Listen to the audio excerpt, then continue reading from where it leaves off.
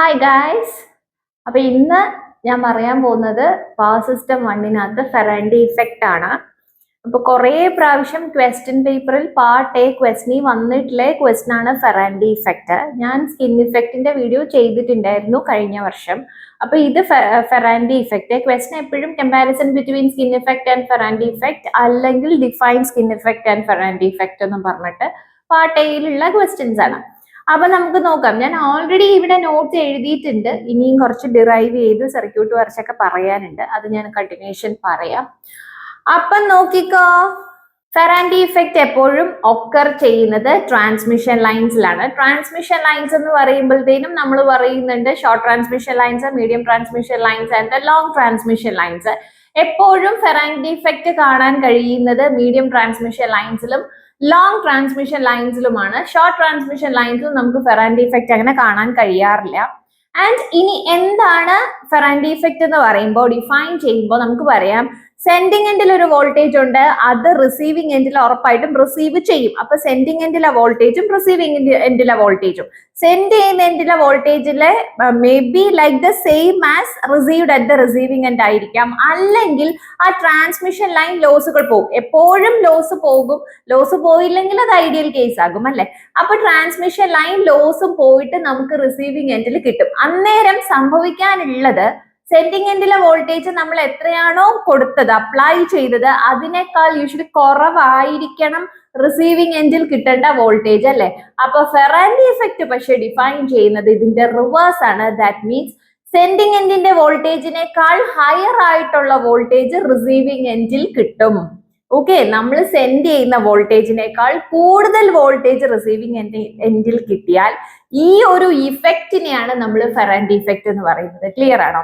And this Ferranti effect എപ്പോഴും സംഭവിക്കുന്നത് medium transmission ലൈനിലും long transmission ലൈനിലുമാണ്. അതിന്റെ ലെങ്ത് കാരണമാണ്, ആ ട്രാൻസ്മിഷൻ ലൈൻസിന്റെ ലെങ്ത് കാരണമാണ് അങ്ങനെ സംഭവിക്കുന്നത് തന്നെ. അപ്പൊ ഇനി അതിന്റെ നോട്ട്സ് ഞാൻ എഴുതിയിട്ടുണ്ട്. സിമ്പിൾ ആയിട്ട് പറഞ്ഞാൽ ഇത്രയേ ഉള്ളൂ. ഇനി അതിന്റെ നോട്ട്സ് എഴുതിയിട്ടുണ്ട്, എക്സ്പ്ലെയിൻ ചെയ്യാൻ നോക്കിക്കോ.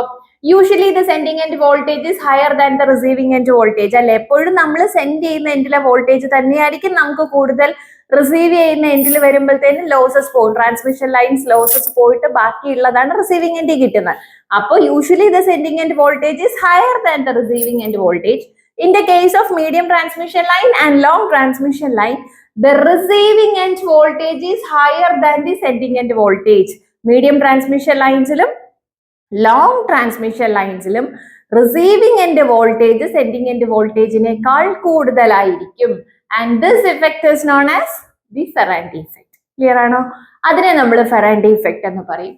Then the effect of line capacitance is due to the effect of line capacitance is to cause the no load receiving end voltage to be more than the sending end voltage.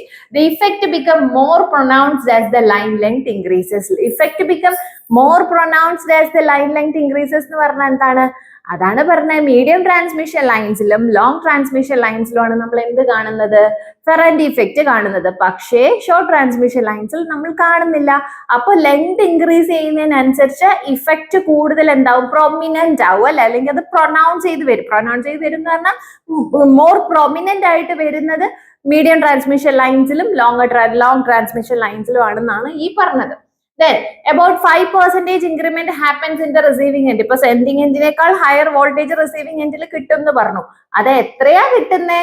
5% greater ആയിരിക്കും. Send ചെയ്യുന്ന എൻഡിനേക്കാൾ 5% greater voltage ആയിരിക്കും നമുക്ക് receiving എൻഡിൽ കിട്ടുന്നത്. Clear ആണോ? Ferranti effect occurs only in medium transmission line and in long transmission line due to the voltage level. In medium transmission lines, it's 80 to 20 kilometer length. Medium transmission line. Appo short transmission line below than 80 kilometer ആയിരിക്കും. Medium ആകുമ്പോൾ 80 to 50 kilometer length, having a voltage level up to 20 kV to 100 kV. അവിടെ medium transmission ലൈനിന്റെ voltage levels 20 kV മുതൽ 100 kV വരെ ആയിരിക്കും. And ഇത് long transmission lines ആണ്. And in long transmission lines more than 250 kilometer, that means medium transmission line നമുക്ക് 250 kilometer വരെ length up to 250 kilometer ആണെങ്കിൽ long transmission lines എന്തായിരിക്കും? മോർ ദാൻ 250 ആയിരിക്കുമല്ലോ. അതാണ് more than 250 kilometre length having A voltage level greater than 100 kV. Because മീഡിയത്തിൽ up to 20 kV to 100 kV ആയിരുന്നു. അപ്പോ long transmission lines വരുമ്പോ എന്ത് വരും? ഗ്രേറ്റർ ദാൻ 100 kV വരും. ക്ലിയർ അല്ലേ? Greater than 100 kV. ഈ നോട്ട്സ് എഴുതി എടുക്കണേ, എന്നിട്ട് വേണം പഠിക്കാൻ. ഇതിന്റെ ബാക്കി ഞാനിപ്പോ എഴുതാം. നോക്കിക്കോടാ, ഇവിടെ ഇപ്പൊ ഞാനൊരു ഡെറിവേഷൻ പോലെ എഴുതാം. Charging current IC is equal to V/XC. ഇത് നിങ്ങൾക്ക് ഓർക്കാൻ വേണ്ടി ഒരു കാര്യം ഞാൻ എഴുതാം. ഇതെന്താ വെച്ചാല് നമ്മുടെ voltage V is equal to IXC ആണ് അല്ലെ. അക്രോസ് ദ കപ്പാസിറ്റൻസ് പറയുമ്പോൾ V is equal to IXC ആണ്. ഈ കറണ്ട് എന്ന് പറയുന്നത് നമ്മൾ ചാർജിങ് കറണ്ട് ആയിട്ട് കൺസിഡർ ചെയ്യുക. കപ്പാസിറ്റൻസ് കറണ്ട് തന്നെയാണ്, അത് നമ്മളിവിടെ ചാർജിങ് കറണ്ട് ആയിട്ട് എടുക്കുക.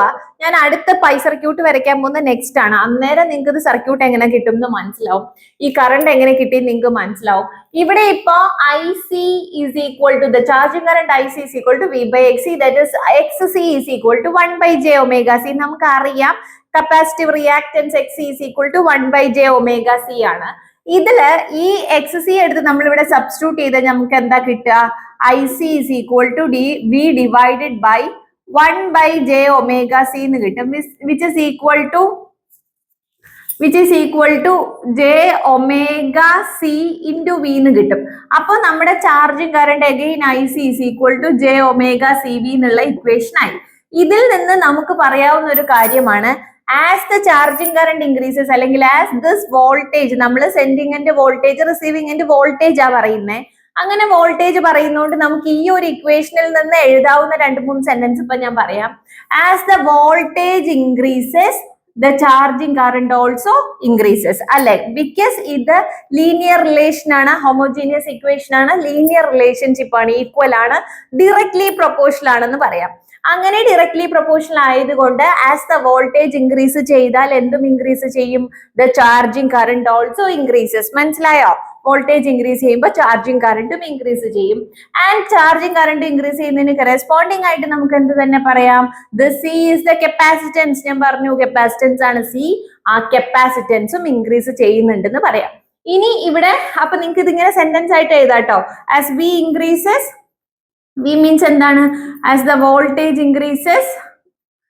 increases charging current IC also increases and then എന്തും capacitance C also increases. ഇതൊരു സെന്റൻസ് ആക്കി എഴുതണേ. capacitance C also increases എന്ന് പറയാം.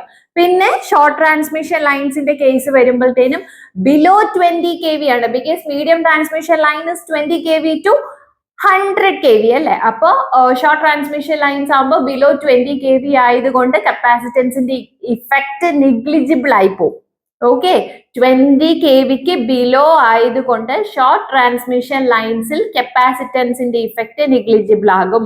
The effect of capacitance become negligible as the short transmission lines voltages up to 20 kV. Clear ആണോ?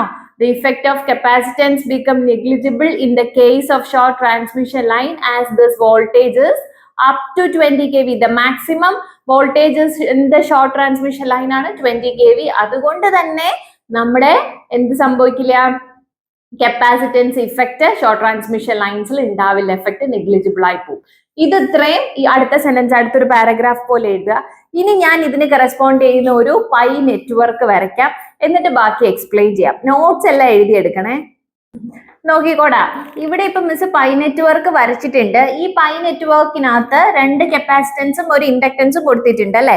അപ്പൊ sending എൻഡും കാണിച്ചിട്ടുണ്ട്, receiving എൻഡും കാണിച്ചിട്ടുണ്ട്. സെൻഡിങ് എൻഡിന്റെ വോൾട്ടേജ് VS, അവിടത്തെ കറണ്ട് ആണ് IS. Sending end current IS, sending end voltage VS. Receiving end voltage VR, receiving end current IR. ഇനി in the case of this circuit അല്ലെങ്കിൽ ഒരു short transmission line having no loaded condition, okay, short circuit short line ആണ്. Short transmission ലൈനിനകത്ത് no loaded condition consider ചെയ്ത് കഴിഞ്ഞാൽ sending എൻഡിലെ capacitance എന്തായിരിക്കും? Negligible ആയിരിക്കും. അതുകൊണ്ട് തന്നെ നമുക്ക് എന്ത് ചെയ്യാം? ഇതിനെ അങ്ങ് എറൈസ് ചെയ്യാം. ഇങ്ങനെ ഒരു കപ്പാസിറ്റൻസ് നമുക്ക് അടുത്ത കേസിൽ വരില്ല. വേണമെങ്കിൽ ഞാൻ അടുത്ത പിക്ചർ ആയിട്ട് വരയ്ക്കാം. സി, ഇനി പൈ നെറ്റ്വർക്ക് ലാസ്റ്റ് ഇങ്ങനെ ഉണ്ടാവും. ഓക്കെ, C1ഉം L1ഉം അത് കറണ്ട് പിന്നെ മാറ്റി വരയ്ക്കാം. ഈ VS ഇങ്ങനെ തന്നെ ഉണ്ടാവും, സെൻഡിങ് എൻഡ് കറണ്ട് IS തന്നെ ഉണ്ടാവും. ആൻഡ് ഒരു ഷോർട്ട് ട്രാൻസ്മിഷൻ ലൈനിലെ റിസീവിംഗ് എൻഡിലെ കറണ്ട് എന്തായിരിക്കും? 0 ആയിരിക്കും. Okay, short transmission line below 20 kV അല്ലെങ്കിൽ നോ ലോഡഡ് കണ്ടീഷൻ ആണെന്ന് ഞാൻ പറഞ്ഞില്ലായിരുന്നോ? അപ്പൊ ആ നോ ലോഡഡ് കണ്ടീഷൻ കൺസിഡർ ചെയ്യുന്നത് കൊണ്ട് അവിടെയുള്ള കറണ്ട് IR എന്ന് പറയുന്നത് എന്താണ്? 0 ആണ്, as it is no loaded. Okay, no loaded condition consider ചെയ്യുമ്പോൾ റിസീവിംഗ് എൻഡിലെ കറണ്ട് 0 ആയി. പക്ഷേ സെൻഡിങ് എൻഡിൽ ഓൾറെഡി അവിടെ വോൾട്ടേജും ഉണ്ട്, കറണ്ടും ഉണ്ട്. അല്ലെങ്കിൽ സെൻഡിങ് എൻഡിൽ നമ്മൾ സെൻഡ് ചെയ്യുന്ന ഒരു വോൾട്ടേജ് ഉള്ളത് കൊണ്ട് തന്നെ അവിടെ ഒരു കറണ്ട് ഉണ്ട്. ക്ലിയർ ആയണോ?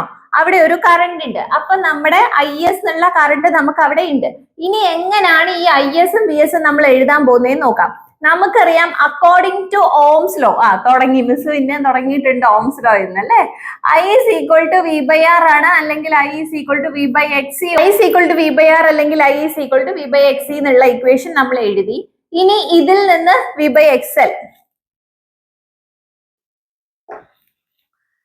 ഇൻഡക്ടൻസും കപ്പാസിറ്റൻസിന്റെ കറണ്ടിന്റെ ഇക്വേഷൻ എഴുതി. ഇനി ഈ ഒരു ഇക്വേഷനിൽ നിന്ന് നമുക്ക് എന്ത് എഴുതാൻ പറ്റും? സെൻഡിങ് എൻഡിലെ കറണ്ട് നമുക്ക് എഴുതാൻ പറ്റും. അങ്ങനെ നമ്മൾ എങ്ങനെയാണ് സെൻഡിങ് എൻഡിലെ കറണ്ട് എഴുതുന്നത് നോക്കോ. സെൻഡിങ് എൻഡിലെ current IS is equal to ഇവിടുത്തെ voltage, available voltage which is the sending end voltage VS ആണ്. ക്ലിയർ ആണോ? സെൻഡിങ് എൻഡ് വോൾട്ടേജ് VS ആണ്. ഡിവൈഡഡ് ബൈ ഇതെന്താ? റിയാക്ടൻസ് ആ. അപ്പൊ L1 എന്നും C1 എഴുതാൻ പറ്റുമോ? പറ്റില്ല. പകരം നമ്മൾ എന്തെന്ന് എഴുതണം? J omega L1 plus 1 by XL plus XC, XC 1 by J omega C. അപ്പൊ J omega C1 എന്ന് നമ്മൾ എഴുതി. ഇത്രയും ക്ലിയർ ആണോ? സെൻഡിങ് എൻഡിലെ current IS is equal to the voltage divided by the components connected. They are the inductive reactance and the capacitive reactance. സമ്മാണ് എന്താണ്? Series circuit പോലല്ലേ കിടക്കുന്നത് അല്ലെ? അതുകൊണ്ട് ഞാൻ എന്ത് ചെയ്തു? J omega L1 plus 1 by J omega C1 എന്ന് ഞാൻ എഴുതി. ക്ലിയർ അല്ലേ? ഇനി ഇതിനകത്ത് അടുത്ത് വരുന്ന ചേഞ്ച് എന്താന്ന് വെച്ചാല് നമ്മള് ഈ കപ്പാസിറ്റൻസും ഇൻഡക്ടൻസും കൂടി കമ്പയർ ചെയ്യുമ്പോൾ this capacitance which is very very lower than inductance ആണ്.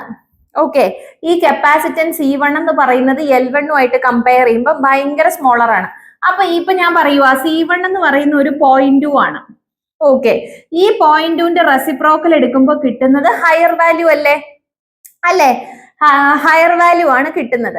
അങ്ങനെയാണെങ്കിൽ L1 ഉം C1 ഉം കമ്പയർ ചെയ്യുമ്പോൾ ഇത് റെസിപ്രോക്കൽ എടുത്തു പോകുമ്പോൾ ഏതായിരിക്കും എക്സിസ്റ്റ് ചെയ്യാൻ പോകുന്നത്? ഒന്ന് ആലോചിച്ച് നോക്കിയേ. കപ്പാസിറ്റൻസ് ഭയങ്കര സ്മോളറും ഇൻഡക്ടർ ഹയറുമാ. പക്ഷേ നമ്മൾ റെസിപ്രോക്കൽ, കാരണം കപ്പാസിറ്റൻസിന് റെസിപ്രോക്കൽ എടുക്കും. അങ്ങനെ റെസിപ്രോക്കൽ എടുത്ത് വരുമ്പോൾ കപ്പാസിറ്റൻസിന്റെ വാല്യൂ ഹയർ ആവും, ഇൻഡക്ടർ ലോവർ ആവും. So inductance value can be neglected. Then our equation become IS is equal to VSJ omega C1. കിട്ടിയോ? VSJ omega C1 എന്ന് കിട്ടും. ഇത്രയും കിട്ടിയോ? അപ്പൊ നിങ്ങൾ ഇത് ഇക്വേഷൻ നമ്പർ 1 കൊടുത്തോ, ഇത് ഇക്വേഷൻ നമ്പർ 2 കൊടുക്ക. ഇവിടെ എന്താ ചെയ്തതെന്ന് മിസ് എഴുതിയില്ല അല്ലെ? ഞാൻ ഇതിന്റെ ഇടയ്ക്ക് എഴുതി വെക്കേ. Okay, J omega L1 can be neglected. Neglect ചെയ്ത് കഴിയുമ്പോൾ ISന്റെ equation IS is equal to VS. ഇത് വേണമെങ്കിൽ അല്ലാതെ എഴുതാം.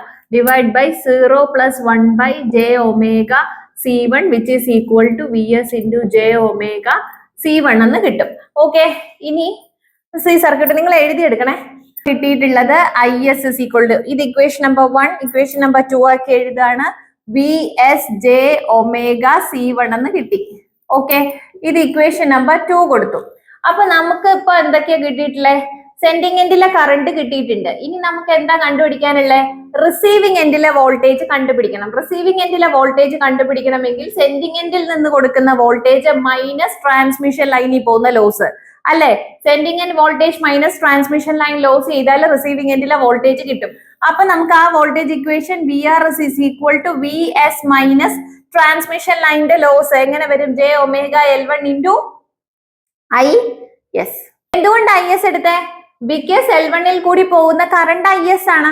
അപ്പൊ അവിടെ ഉണ്ടാകുന്ന വോൾട്ടേജ് ഡ്രോപ്പ് എന്ന് പറയുന്നത് J omega L1 into IS അല്ലേ? V is equal to I into R അല്ലേ?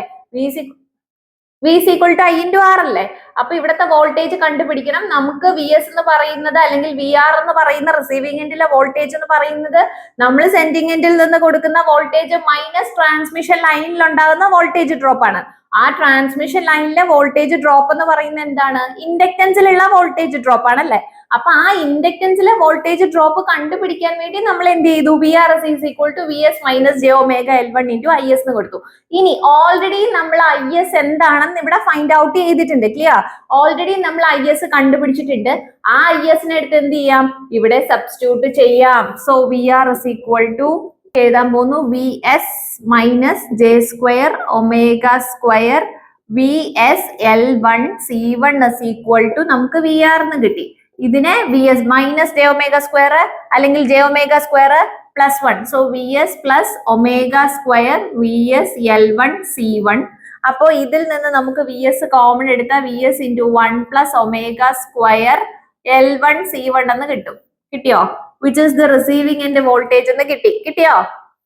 നോക്കിക്കോ, ഇവിടം വരെ കണ്ടുപിടിച്ചതിൽ നിന്ന് ബാക്കിയുള്ള സെന്റൻസ് ഞാൻ എഴുതിയിട്ടുണ്ട്. Magnitude of voltage rise is equal to modulus of magnitude അല്ലേ, that is modulus of VS into omega square CL I square. ഈ I എന്താ വെച്ചാൽ അല്ലെങ്കിൽ I അല്ലെങ്കിൽ L എന്ന് എടുത്തോ, അത് ലെങ്തിന്റെ സ്ക്വയർ ആണെന്ന്. മീൻസ് ലെങ്ത് ഇൻക്രീസ് ചെയ്യുന്നതിന് കറസ്പോണ്ടിങ് ആയിട്ടാണ് ഇവിടുത്തെ വോൾട്ടേജ് കൂടുന്നത് അല്ലേ.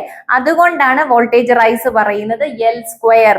CL into small letter L ആണ് L square, that is modulus of VS into omega square L square divided by nu be the frequency, that is nu is equal to 1 by root of LC is the velocity of propagation of the electromagnetic wave along the line which is nearly equal to the velocity of light. Lightന്റെ അതേ വെലോസിറ്റിയിൽ തന്നെ travel ചെയ്യുന്ന ഫ്രീക്വൻസിയിലാണ് അല്ലെങ്കിൽ ആ ഒരു velocity of പ്രൊപ്പഗേഷനിലാണ് ഇവിടുന്ന് lines എന്താ നമ്മുടെ voltage transmit ആകുന്നത്. വെലോസിറ്റി ഓഫ് ലൈറ്റിന്റെ അതേ വെലോസിറ്റി അല്ലെങ്കിൽ ലൈറ്റ് അതേ വെലോസിറ്റി തന്നെയാണ് നമ്മുടെ ഈ വോൾട്ടേജും ട്രാൻസ്മിറ്റ് ആകുന്നതെന്നാണ് ഈ ഡെറിവേഷനിൽ നിന്ന് പറഞ്ഞത്. അപ്പൊ ഇത് ഫെറൻഡി ഇഫക്റ്റിന്റെ വീഡിയോസ് ആണ്. ഇത് അർച്ചനാസ് അക്കാഡമി യൂട്യൂബ് ചാനൽ. ഞാൻ അർച്ചന. എന്റെ വീഡിയോസ് കണ്ടിട്ട് നിങ്ങൾക്ക് യൂസ്ഫുൾ ആയിട്ട് തോന്നുന്നുണ്ടെങ്കിൽ എന്റെ ഈ ചാനൽ ഒന്ന് സബ്സ്ക്രൈബ് ചെയ്യുക. നിങ്ങളുടെ ഫ്രണ്ട്സിന് സജസ്റ്റ് ചെയ്യുക. എന്ത് ഡൗട്ട്സ് ഉണ്ടെങ്കിലും കോമെന്റ് ചെയ്തോ, ഞാൻ ആൻസർ ചെയ്ത് തരുന്നതാണ്. Thank you.